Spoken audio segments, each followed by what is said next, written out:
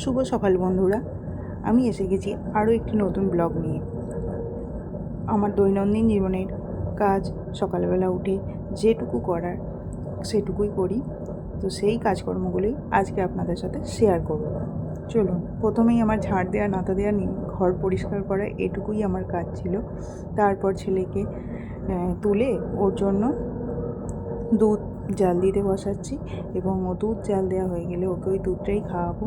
তো এদিকের কাজকর্ম সেরে আমি ওকে তুলে দিয়ে ওয়াশরুমে চলে গেলাম। ওয়াশরুম থেকে বেরিয়ে নিজেকে সারা দিনের মতো একটু যত্ন তো করতে পারি না, এইটুকুই জাস্ট করে নিয়ে চলে গেলাম রান্নাঘরে সবার জন্য চা করতে। চা করে তারপর ছেলেকে খাওয়াবো দুধ, আর নিজেও একটু খাবো কফি, কারণ সকালবেলা দুধ চাটা খেলে আমার ঠিক ভালো লাগে না। তাই নিজের জন্য চা কফি করে ছেলেকে খাওয়াতে বসলাম, এবং ছেলেকে খাইয়ে নিয়ে ওকে একটু পড়াতে হবে, কারণ ও তো নিজে নিজে ঠিক ভালো করতে পারে না, তাও দেখিয়ে দিলে করে।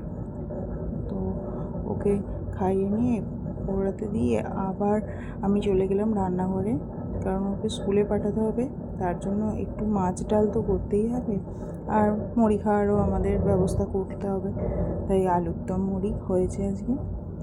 আর তারপর আমার রান্না শেষ হয়ে যাওয়ার পর ওর বইটা গুছিয়ে দিয়ে ওকে চান করতে বললাম, আর আমি ওর টিফিন রেডি করতে চলে গেলাম।